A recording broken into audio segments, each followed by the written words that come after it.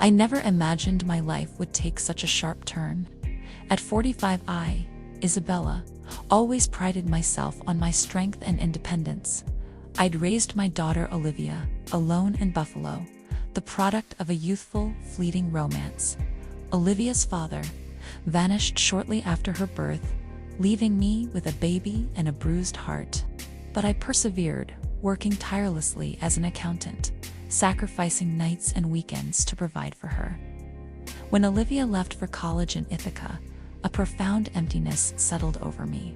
That's when I met Robert, a colleague who seemed to embody everything I'd ever desired: caring, attentive, and seemingly devoted.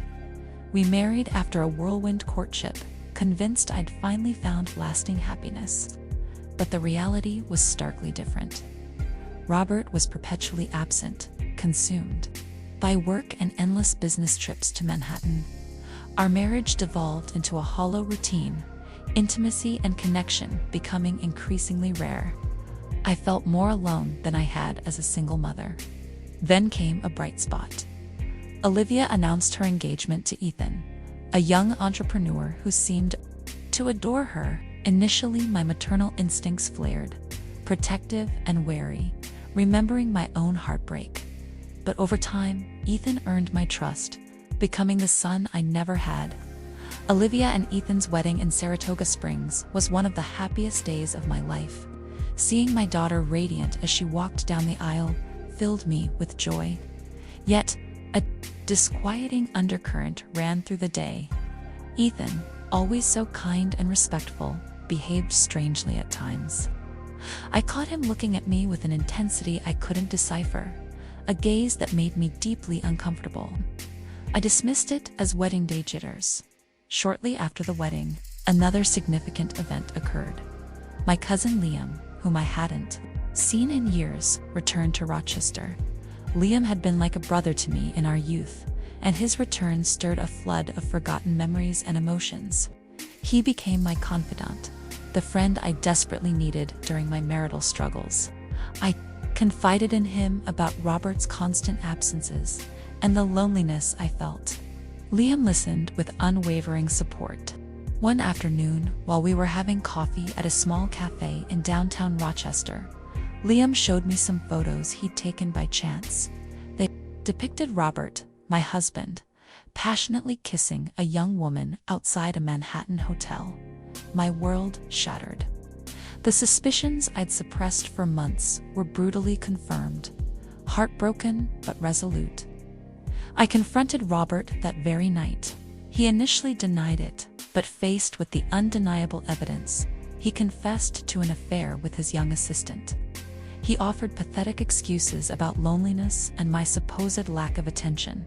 His words only fueled my pain and anger. I filed for divorce immediately.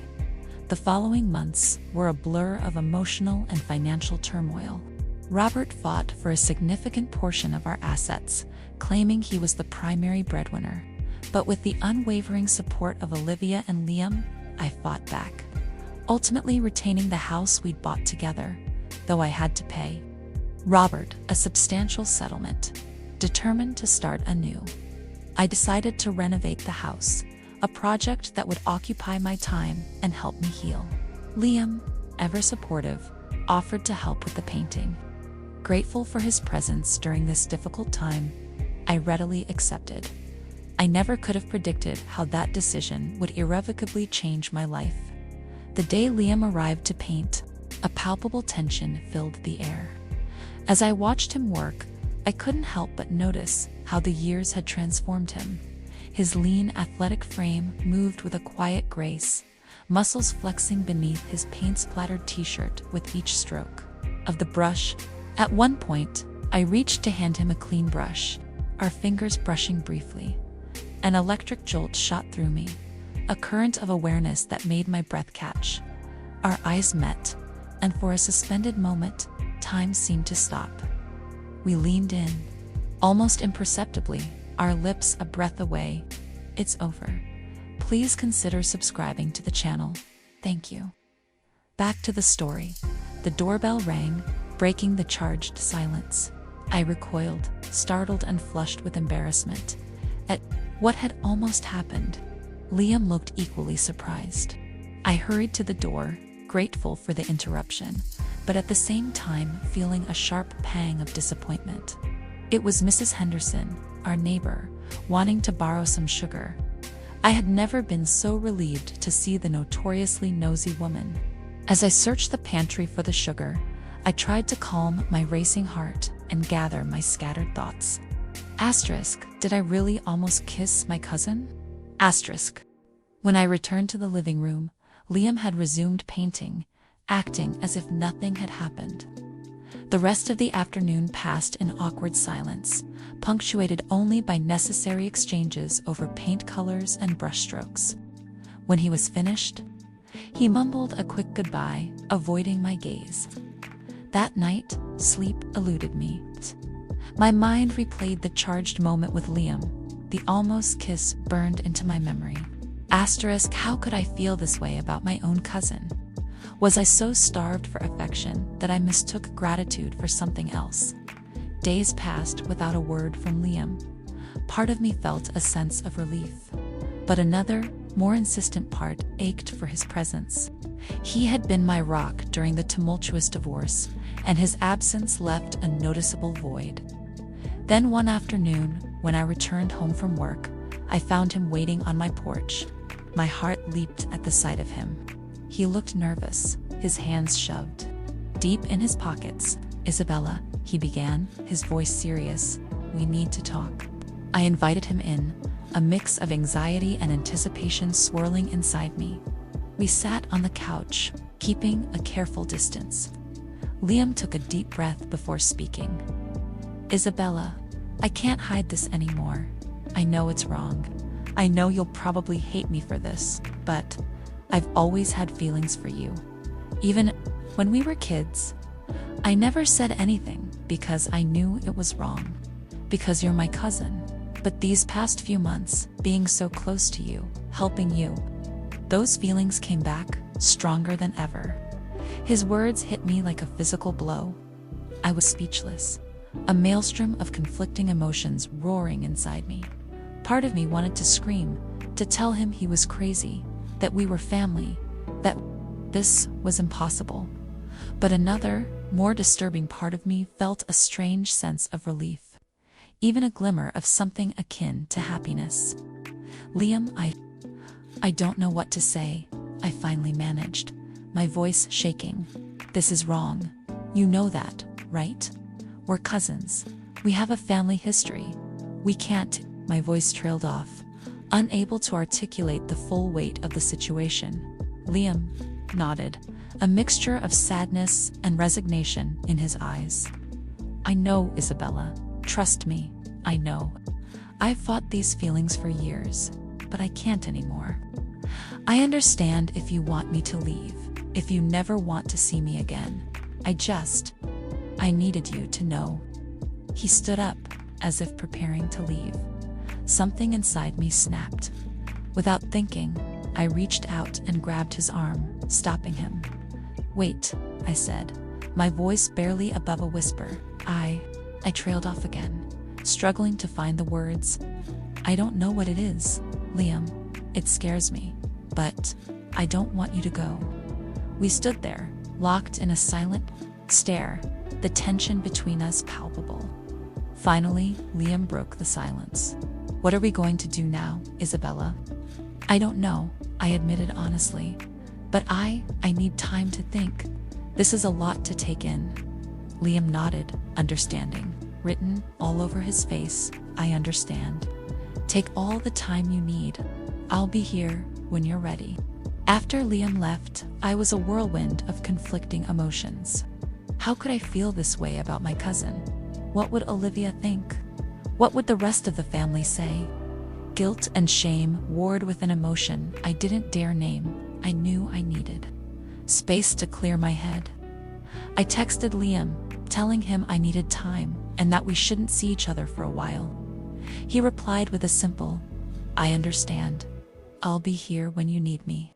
The following weeks were agonizing. I threw myself into work, the house renovations, anything to distract me from thoughts of Liam, but it was no use. He haunted my every waking moment, and my dreams were filled with forbidden scenarios. One night, I drank more than I should have, trying to silence the voice in my head that wouldn't stop whispering his name. I barely remember how I got home. The next thing I knew, I was waking up in my bed with a pounding headache and a wave of nausea. As I struggled to sit up, the doorbell rang. Stumbling to the door, my heart pounded when I saw Liam standing there. "Isabella, are you okay? You called me last night. You didn't sound good. I came to check on you," he said, his voice laced with concern. I had no recollection of calling him, but deep down, I wasn't surprised. Even in my drunken stupor, it was him I'd wanted. I let him in, acutely aware of my disheveled appearance and the lingering scent of alcohol on my breath. Liam stepped inside, closing the door behind him. We stood in the hallway, the silence between us thick with unspoken tension. Then, without either of us knowing who initiated it, we were kissing. It was a desperate kiss, fueled by repressed passion and longing. My fingers tangled in his hair as his hands roamed down my back, pulling me closer. In that moment, all the confusion, all the guilt, vanished. There was only Liam and me, and the burning fire between us. We broke apart, breathless, our foreheads still touching. "This is wrong," I whispered, even as my body screamed otherwise. "I know," Liam replied, his voice hoarse with desire, "but it feels so good." And he was right. It felt incredibly, undeniably good. It felt right, even as my mind screamed that it was wrong. That morning, Liam and I crossed a line we shouldn't have. We made love with a raw intensity I'd never experienced. It was as if a lifetime of unspoken longing had suddenly been unleashed. Every touch, every kiss, every sigh was charged with overwhelming passion. Later, lying in bed, the weight of reality crashed down. What had we done? How would this affect our family, Liam? I started wanting to say it had been a mistake, but the words wouldn't come. It scares me, I finally admitted. Liam pulled me close, holding me tightly. "I feel it too, Isabella," he murmured. "This is real. It's not just desire or lust. I love you. I've loved you for years." His words resonated deep within me. I loved him too. I realized it wasn't just physical attraction or gratitude for his support. It was a deep, complex love that had been growing silently for years. "I love you too, Liam," I finally confessed. A weight lifted from my shoulders, but then the daunting reality of our situation returned. "But what are we going to do? This isn't normal. What will the family say? What will Olivia say?" Liam sighed. "I don't know, Isabella. I don't have all the answers, but I know that what I feel for you is the most real thing I've ever felt in my life. I don't want to give up on that." We held each other close, the weight of our secret settling upon us. We knew we faced a difficult path, full of obstacles and judgment. But in that moment, lying entwined in each other's arms, it felt like we could face anything together. The days that followed were a confusing blend of ecstasy and anxiety. There was the undeniable joy of being with Liam, of finally expressing the feelings we'd suppressed for so long, but it was constantly overshadowed by the fear of discovery. We were navigating treacherous territory, grappling with the consequences of our forbidden love. We agreed to keep our relationship a secret until we were ready to face the world to explain something we barely understood ourselves. We lived a clandestine existence, inventing excuses to steal moments together. Each stolen touch, each secret kiss was a thrilling, dangerous adventure. But living in the shadows began to take its toll. Guilt gnawed at me every time I spoke to Olivia on the phone, knowing I was keeping such a significant secret from her. Liam suffered too, torn between his love for me and his loyalty to our family. One afternoon, as we arrived back at my house, I heard a car pull into the driveway. I glanced out the window, and my heart stopped. It was Olivia. She'd come for an unexpected visit. "It's Olivia," I whispered to Liam, panic seizing me. "You have to go." Liam nodded, quickly gathering his things. He slipped out the back door just as the doorbell rang. I took a deep breath, trying to compose myself before opening the door, praying Olivia wouldn't notice anything amiss. "Mom," Olivia exclaimed, embracing me warmly, "and I decided to surprise you this weekend." My heart pounded even harder as I saw emerge from the car. It was the first time I'd seen him since the wedding, and the memory of his unsettling gaze returned, amplified by the weight of my secret with Liam. I invited them in, forcing a smile and trying to act normal, while Olivia chattered about married life. I couldn't shake the feeling of S eyes on me. There was a knowing intensity in his gaze that made me deeply uneasy. That night, after Olivia and had retired to the guest room, I received a text from Liam. "Everything okay? They've left, right?" I replied that they were staying for the weekend. His immediate response, "I miss you," I sighed, feeling the full weight of our situation. I missed him too, and Olivia, and S' presence only highlighted how complicated our relationship had become. The weekend passed in a blur. Every moment spent with Olivia was tinged with guilt. I desperately wanted to confide in her, but fear paralyzed me. How would she react to the truth about her mother and her uncle? On Sunday afternoon, as Olivia and were preparing to leave, something happened that would irrevocably change everything. Asked to speak with me privately. Intrigued and slightly apprehensive, I followed him to the back patio overlooking the garden. He began to speak, his voice.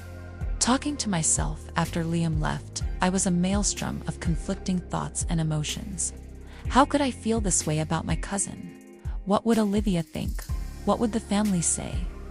Guilt and shame intertwined, with an emotion I still hesitated to name. I knew I needed time alone. I texted Liam, saying I needed space and we shouldn't see each other for a while. His reply was simple. "I understand. I'll be here when you need me." The following weeks were torment. I immersed myself in work, the house renovations, anything to distract me from Liam. But his memory haunted me, invading my every waking thought and infiltrating my dreams with forbidden scenarios. One night, seeking oblivion, I went to a local bar in Rochester. I drank far too much, desperate to drown out the voice inside that incessantly whispered his name. I have no clear recollection of the journey home. I awoke in my bed with a throbbing headache and nausea. As I forced myself upright, the doorbell rang. Stumbling to the door, my heart leaped when I saw Liam. "Isabella, are you okay? You called me last night. You sounded distressed." "I came to check on you," he said, his voice laced with concern. I didn't remember calling, but it didn't surprise me. Even in my drunken haze, it was him I'd craved. I let him in, mortified by my disheveled state and the stale scent of alcohol clinging to me. He entered, closing the door behind him. We stood in the hallway, the air thick with unspoken tension. Then, without a word, without a conscious decision from either of us, we were kissing. It was a desperate, hungry kiss, a release of pent-up passion. My hands tangled in his hair as his roamed down my back, pulling me close. All the confusion, all the guilt, seemed to melt away in that instant. There was only Liam and me and the consuming fire between us. We broke apart, breathless, our foreheads touching. "This is wrong," I whispered, even as my body thrummed with a different message. "I know," Liam replied, his voice rough with desire, "but it feels so damn good," and it did. It felt right, even as my mind screamed that it was wrong. That morning, Liam and I crossed a line we shouldn't have. We made love with a raw, desperate passion I'd never known. It was as if years of unspoken longing had finally erupted. Every touch, every kiss, every sigh was charged with an overwhelming intensity. Later, As we lay entwined, the reality of our actions began to sink in. Liam, I began, wanting to say it was a mistake, but I couldn't. It scares me, I finally admitted. He pulled me closer. I feel it too, Isabella, he murmured, his voice heavy with emotion. This is real. It's not just desire, it's I love you. I've loved you for years. His confession resonated deep within me. I loved him, too. It wasn't simply physical attraction or gratitude. It was a profound, complex love that had grown in secret. I love you too, Liam, I whispered. A weight lifted, but the practical implications of our love remained. But what are we going to do? This isn't normal. What will the family say? What will Olivia say? Liam sighed. I don't know, Isabella. I don't have all the answers. But what I feel for you is the most real thing I've ever felt. I can't give up on that. We held each other, the weight of our secret pressing down on us. We knew the road ahead would be difficult, filled with judgment and obstacles. But in that moment, the joy of being with Liam, of finally expressing our long-repressed feelings, was constantly tempered by the fear of being discovered. We were living a lie, making excuses to steal moments together. Every stolen kiss, every whispered word, was a precious, dangerous secret. But the secrecy was taking its toll. Guilt gnawed at me with every phone call to Olivia. Liam too was struggling, torn between his love for me and his loyalty to our family. One afternoon, as we arrived at my house, we heard a car pulling into the driveway. I looked out the window and my heart froze. It was Olivia. She'd come for a surprise visit. It's Olivia, I whispered to Liam, panic rising in my throat. You have to go. He nodded, quickly gathering his things and slipping out the back door just as the doorbell rang. I took a deep breath, forcing a calm facade as I opened the door. Mom, Olivia exclaimed, hugging me tightly, and I decided to surprise you this weekend. My heart pounded as I emerged from the car. It was the first time I'd seen him since the wedding, and the memory of his unsettling gaze returned, now amplified by the weight of my secret with Liam. I invited them in, trying to act normal. While Olivia chatted excitedly about married life, I felt S eyes on me, a knowing intensity that made me deeply uneasy. That night, after Olivia and retired to the guest room, I received a text from Liam. Everything okay? They've left, right? I replied that they were staying for the weekend. His immediate response, I miss you. I sighed, feeling the full weight of our situation. I missed him too, and their presence only intensified the complexity of our forbidden love.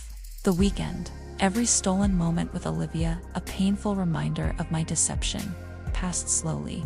Guilt gnawed at me, tempting me to confess, but fear held me back. On Sunday afternoon, as Olivia and prepared to leave, something happened that would shatter everything. Asked to speak with me privately. Intrigued and apprehensive, I followed him to the back patio. He began, his voice approaching.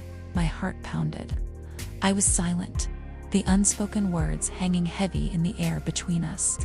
Finally, Liam spoke, his voice thick with emotion. I love you, Isabella. I will always love you. But I understand why you need to go. I hope you find the peace you're searching for. The tears I'd been holding back finally spilled over. I love you too, Liam, I choked out. You'll always be an important part of my life. We embraced one last time, a hug that contained all the love, the pain, and the unspoken goodbyes we couldn't articulate. As I drove away, watching Liam shrink in the rearview mirror, I felt a wrenching mix of sadness and a flicker of hope. I was leaving behind a life entangled with accusations, betrayal, and forbidden love. But I was also driving towards an unknown future, a future brimming with possibilities. I didn't know what lay ahead. I didn't know if Olivia would ever forgive me, if I would ever truly overcome my feelings for Liam. But deep down, I knew this was the right decision. It was time to heal, to rediscover myself. As I drove towards my new destination, the vast expanse of the Canadian landscape unfolding before me, I reflected on everything I'd endured. Love, betrayal, passion, pain, all of it had led me to this moment, and though the journey had been arduous, it had forged me into something stronger. I fixed my gaze on the road stretching out before me, a ribbon of asphalt leading into the unknown. I didn't know where I would end up, but for the first time in a long time, I felt a sense of direction, a feeling that I was finally on the right path. It was the beginning of a new chapter, and I was ready to write it. The story of forbidden love, betrayal, and redemption had come to a close. But my story, Isabella's true story, was just beginning.